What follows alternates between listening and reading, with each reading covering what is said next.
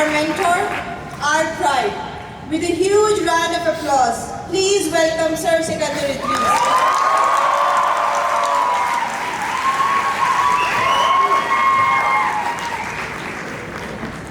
Good afternoon. I have a written speech as well. You see, graduation day is always a day of rejoicing, for it marks the conclusion of an educational journey and the commencement of another more uncertain and more difficult part of a person's life. Truly, it signifies the culmination of many years of hard work and opportunities to take challenge with clear vision in life ahead. This is what I wrote, and that's all I could write actually. But let's move on to something that I want to talk to you from heart. Now, I want all of you to close your eyes for a minute. Everyone, all the students, and I want you all to think of the times that you failed. A lot of them, I guess. Think of the times people ignored you. Think of the times people did not understand. And I want the eyes to be closed. And we'll all stay quiet for the next 30 seconds.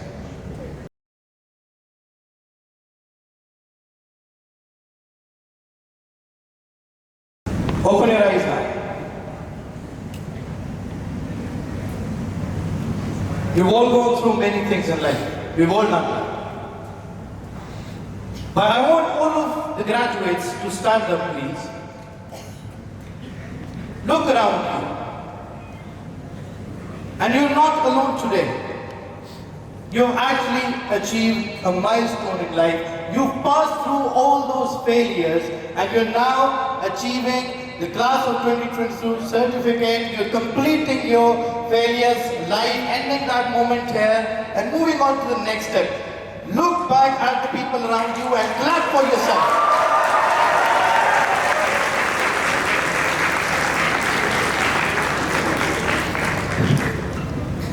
Now I want all of you to sit down again.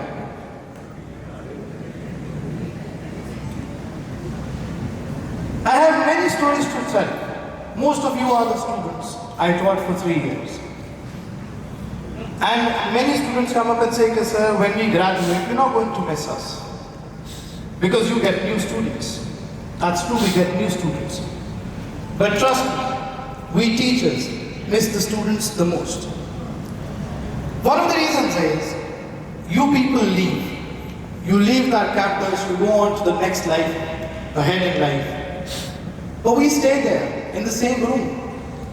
We get new students, but we remember the old ones.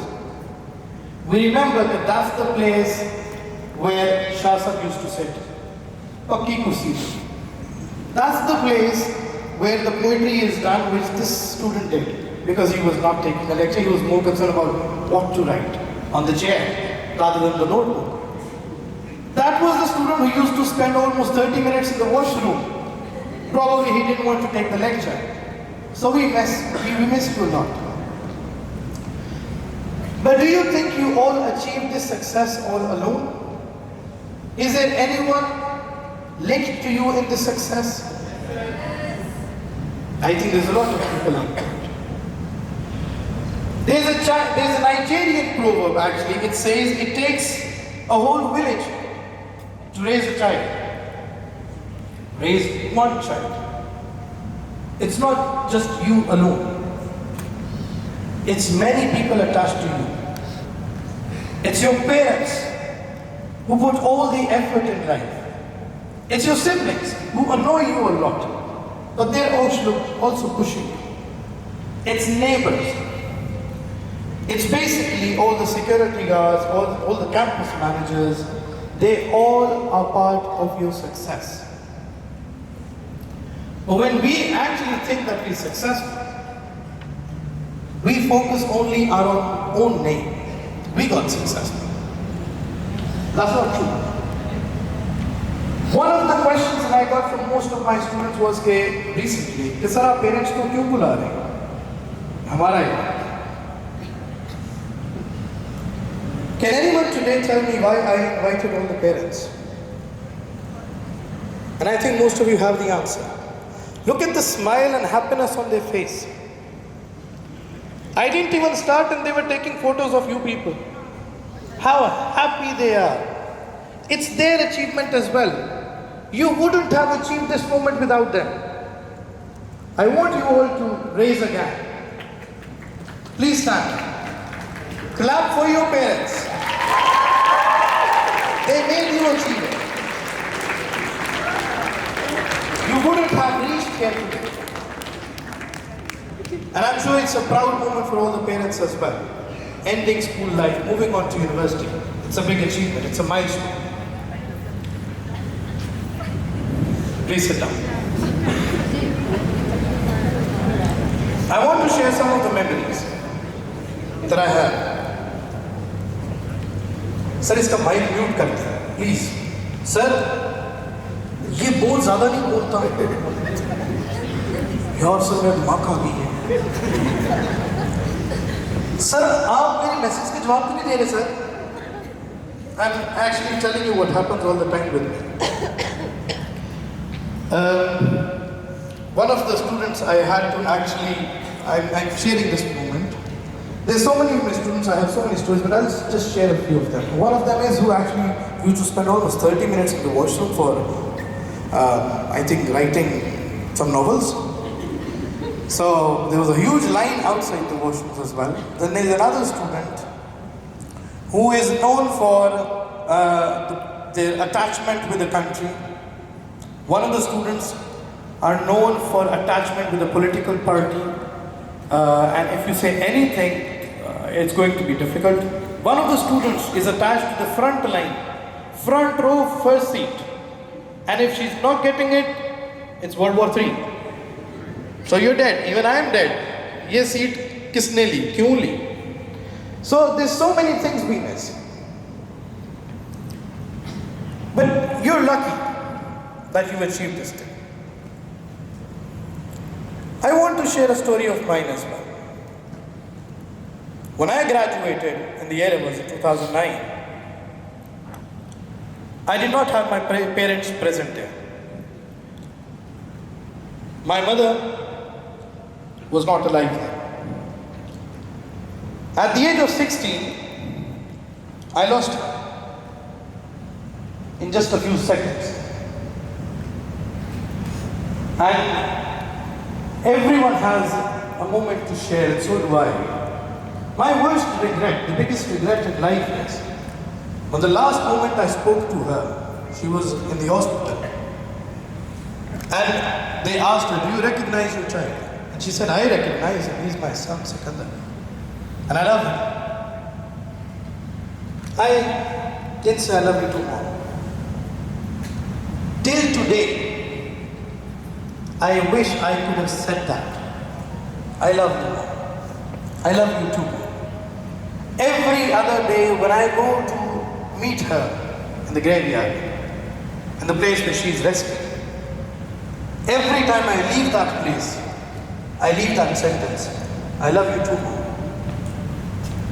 Even though most of the kids around me say, "How is it possible? You're mostly calm." I was not calm at the teenage. I was also a terrible teenager. But life flipped when she left us.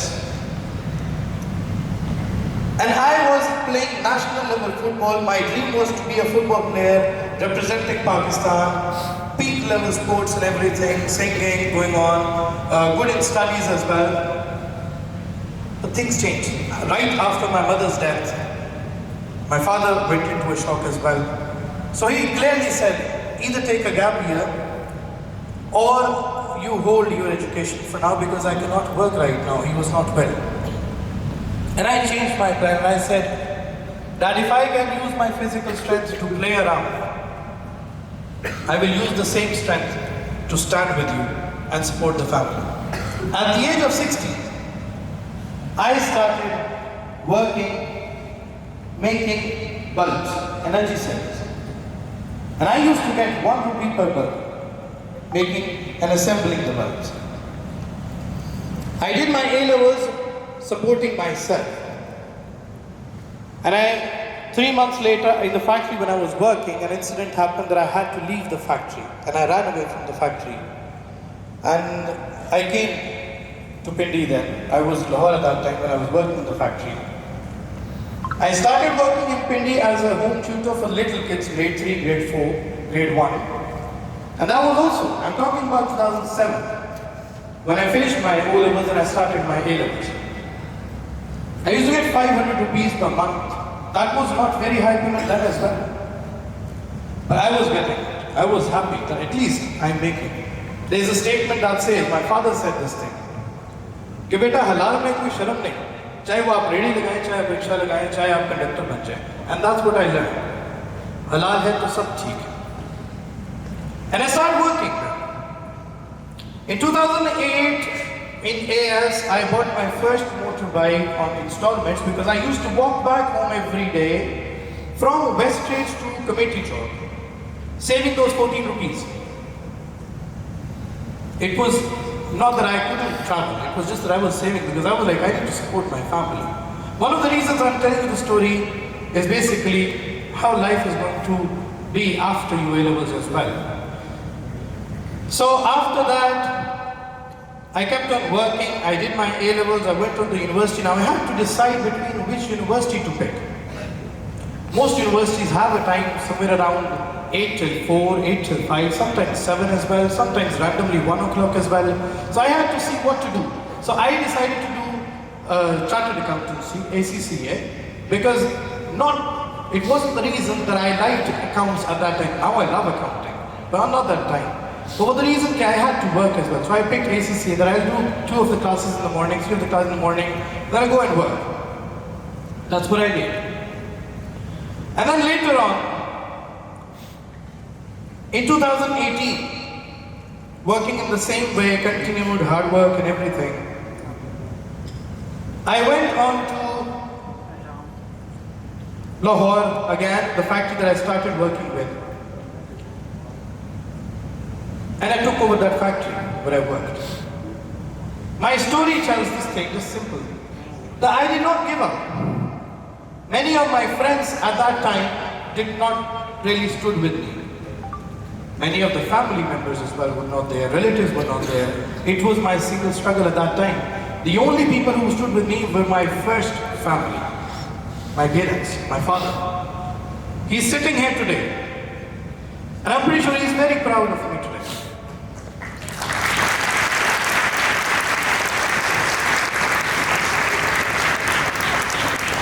Similarly,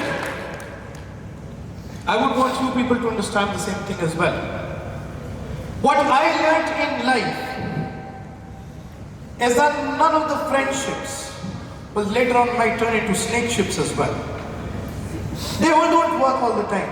But there's only one thing I want you to know. Fame and relations win no success. What wins is honesty. What wins is dedication.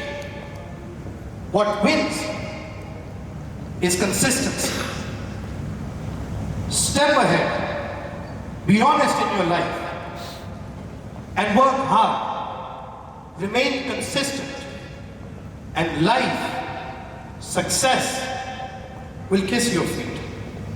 You will never fail in life if you don't accept failure. I believe you only fail when you accept that you're a failure. Is there anyone who accepts that you're a failure? Well, you've made it till here. That means you didn't fail. You've actually went far ahead in life. I want all the students to remember, life is all made up of ups and downs. But only those people remain down who don't stand up, who are afraid of failures. Remember one thing in life, you cannot learn how to swim without jumping into the water. You will have to jump into the water, and then you understand the depth. Then you win your war. I will continue with the next event now. I'll invite Manal Amjad and Sania, and I congratulate all of you for achieving this moment today in life. I wish you all the best in life, but I have one more thing to say. Teachers are not just for a day, a session, or a year. Teachers are forever. And I would now request all the teachers to raise up as well, stand up. And I would want all the students to stand up and clap for all the teachers as well.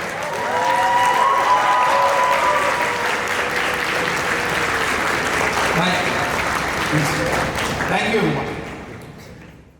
Bismillahirrahmanirrahim. Iyyaka na'budu wa iyyaka nasta'in. Assalamu alaikum everyone, and I'm Saad Salim Uthri.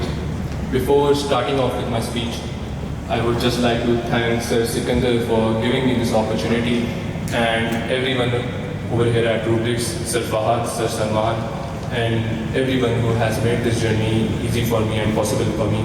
Thank you everyone, I'm ever grateful to you all.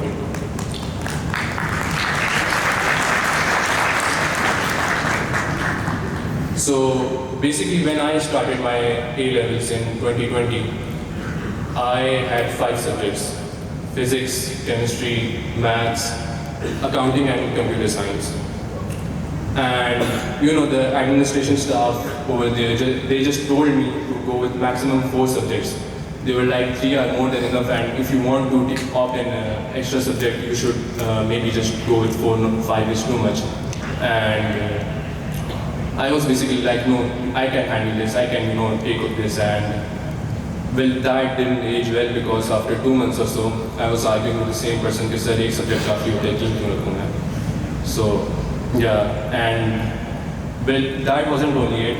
After few months in April 2021, I decided to shift from sciences to social sciences, and that's when I decided to take a gap year. I decided to just sit for a while and think what I want to do in life. And obviously, for wasting a whole year, I received a bit of a backlash from my family and my relatives. But and when you're happy, you do know about your feelings. You know when you're happy, and I can tell when I'm happy, when I'm sad, when I'm angry, or But there was this one feeling inside of me, this emptiness inside of me, which I couldn't really explain to anyone, not even to myself. So I used to channel it towards, different things. This time I channeled it towards getting good grades. I told myself that if you get your grades sorted, if you get, maybe something like 2 A's or a B, everything will be fine. You will be happy. And after a few months, I joined Rubrics, and just like I said, I would like to thank Sir Sikandar again, because sometimes I would just, come an hour or two before my class, and he would accommodate me, and if I had any queries, I could go up to him, Sir Salman, Sir Ahmed, and they would all help me out. So basically in August, when I received my result, I was quenching the air. I was literally the happiest person alive for 15 minutes or so, because after that feeling started to reside again. And this time I just told myself, if I get a materialistic report for it, if I get something like a bike or something, I'd be happy and stuff. So, my parents got me a bike, and, the cycle was repeating over and over again. I would get happy, and then that feeling would reside again. So, few months back, some events took place in my life that gave me a chance to have a back seat and reevaluate myself, to analyze what I was doing wrong, where I was going wrong. And I realized it was literally everything. Like Sir Sikandar said, you have to be honest. You have to be honest with yourself and people around you. And I realized I wasn't only dishonest with people around me, but I was also being dishonest with myself. And back then I came across this hadith Qudsi. It's a bit long, so I would just like to summarize that, convey the main point. And it says that there is something that you want for yourself, then there is something that Allah wants for you. If you submit yourself to the will of Allah, Allah will also give you what your heart desires. But if you oppose that by disobeying Him, by crossing the boundaries that He has set for you, you will be so tired in chasing what you desire, you will be so tired in chasing this dunya that at the end of the day, you will be just lost. And I could exactly relate to that. I was chasing validation from people. I was chasing all the worldly attractions and all the worldly needs. Basically, I was living in a teenager's paradise, indulged in everything wrong. So back then, there is this ayat in Quran Sharif, Surah Raat, verse number 11. Inna Allah la yughayyiru ma biqawmin hatta yughayyiru ma bi anfusihim. Allah does not change the condition of a person until they change what is inside themselves. And in the same surah, verse number 28, Allah says, Allah bi zikrillahi tutma'innul qulub. Surely in remembrance of Allah do hearts find comfort. So I was completing my internship back then at a bank in F7, and from where I live to F7, it takes roughly around 40 minutes or so. So instead of listening to music, instead of just scrolling through Instagram and stuff, I decided to recite Quran Sharif and read the 99 names of Allah with meaning. And there I found out that one of the names of Allah is As-Salam, the source of peace and protection.